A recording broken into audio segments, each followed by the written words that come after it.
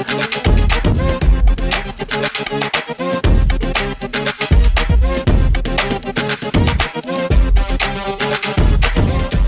we are here with Bboy Neguin. He's from Red Bull All Stars Crew.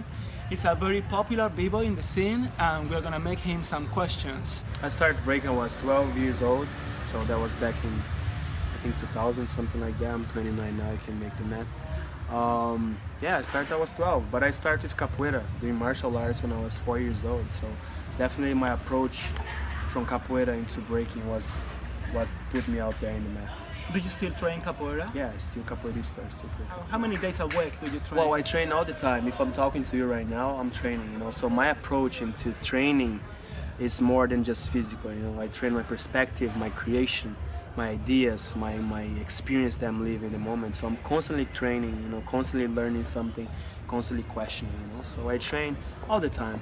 I'm always training. When you go to physically train your moves, do you plan your training or do you just go with the flow and do freestyling? I go with the flow. I go with the music though, you know. If there's music around me and the music makes me feel in a certain way, dance in a certain way, it's definitely music. I'm first of all, I'm a dancer, I'm an artist, so I have to get motivation from the environment where I'm training, the people that's around me, the music, you know, and all of that. So training, like physical, it's about your nutrition, it's about your understanding about how to respect your body, you know, and all of that. So obviously eat well, don't smoke, don't drink, and stuff like that. Nice, you know? So I'm very healthy lifestyle. I have a health lifestyle, definitely. So that's my best training, because if you have that as a training, and then you know your body is prepared to.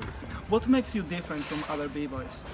We're all different from each other, you know, and I think I tell my story, you know, and that's why I'm different from everybody else, because you can see when I dance, you can see when I do my art that it's my story that I'm sharing, you know, it's my experience. So I wouldn't say like, oh, my move is different from them and I do this better than somebody else. It's not even talking about my moves, but it's about like when you see my energy out there, you see that it's something that comes from my experience and what I experience in life, you know. Where did you find inspiration? Inspiration, everything. I see that camera inspired me. I see this tree, the air that I breathe, that bird that is flying, the motorcycle that just passed there, talking to you, your collar is upside down. So if it's upside down, I train now how to do hand hops upside down, whatever. So constantly inspiration is everything that I can see, and I have the ideas, you know, so everything is inspiration. Nice.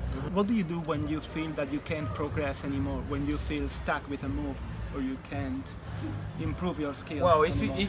if you feel like you're stuck in the moves and stuff like that and start being depressed about it, it's because you focus too much. You should not take that serious, you know, because if you only break and try to create, it's gonna have a time that's gonna be too much, you know. So I always do something different, you know. Today I'm a DJ, today I do graffiti, today I go swim, today I'm a skateboarder, today I'm a fighter. You know, every time I try to find different like activities, you know, not just focusing training, breaking, because I train collective, I train everything I can, and then I don't get bored. I keep inspiring myself to find different things to do. Apart from b-boy, yeah, I still keep going with martial arts, which is Brazilian jiu-jitsu and capoeira, and yeah, sometimes I do skateboarding, you know. When you get injured or cannot train, how do you handle it? What do you do? Well, I don't get injured, that's the thing, you know. I try not to get injured. I like to respect my body to the level that I know I can do something that I'm not gonna get injured, you know, because I don't push my body to the limits, because it sucks to get injured, you know, like, oh, here hurts, yeah, and my knee's bad or whatever, you know. It's because you're pushing too hard.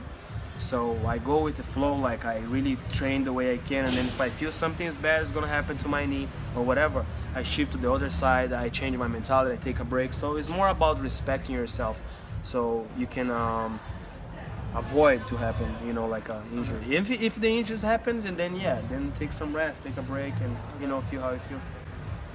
Do you eat in a certain way, like you follow a diet or something for b-boying, or you just eat everything? Well, I try to eat as much organic as possible, as much health as I can.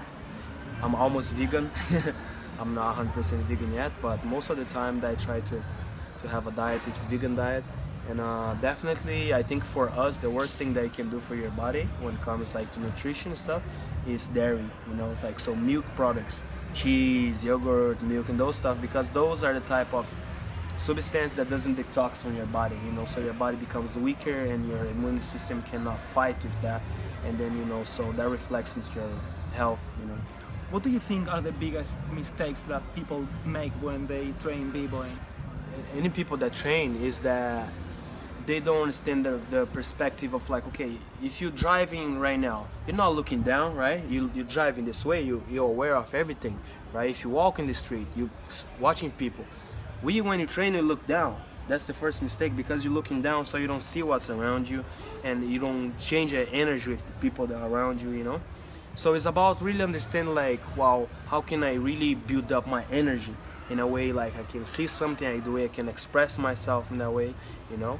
And techniques, you know, I always remember like how to control breathing, you know, because I see a lot of b-boys, they do a lot of stuff, but they don't have a proper way of breathing, you know? Mm-hmm. So inhale, exhale in the right moment, you know, like understand that you can go and do a dope set and then you can stop there, you can continue, you know, like respect more those flow, you know, and not try too hard, like, hey, I'm gonna try to show my best, and, you know, sometimes it's not the wise way to put that much pressure on you, you know? Okay.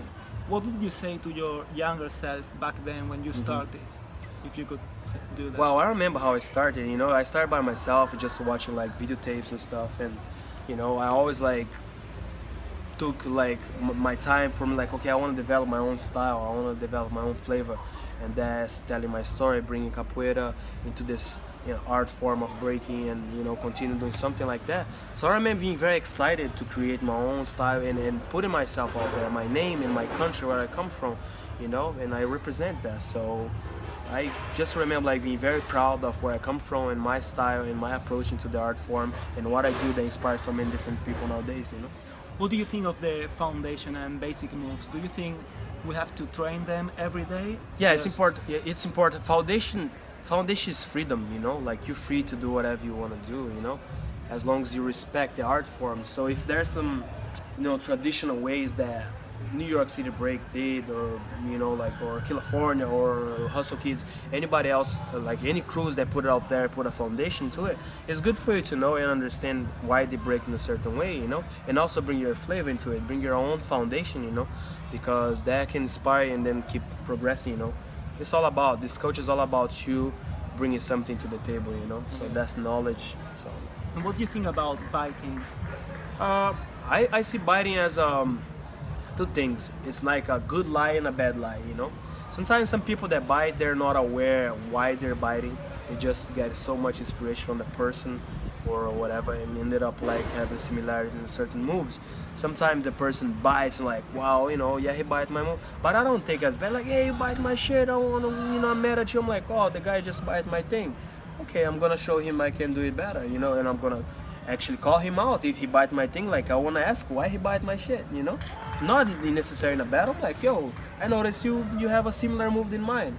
What's your concept on that? Let's start a conversation about it. It's like, oh yeah, I create this back in 95. I'm like, oh, that's cool. So maybe it's your move rather than my move, because it's so similar. Because I have a move that is very similar to Blanca, you know, B-boy Blanca from Denmark. He's a Brazilian, by the way. So we both have the head slide, you know, and he has his own approach to that move, and I create that move like long time ago. So people look, oh, that's Blanca, oh, that's Neguin, you know, so it can happen like that. So I don't take bite as a bad thing, you know, because definitely I don't want to bite you. If I see something that inspire me, a move that inspire me, like, wow, I want to take that and develop my own way. But I would never take your move and like, oh, I'm going to do this way because I'm biting, you know, because I have too much pride for the innocence of like, okay, I can create, I'm an artist, you know. Mucha suerte. Saludos a todos asistiendo, sí, un placer.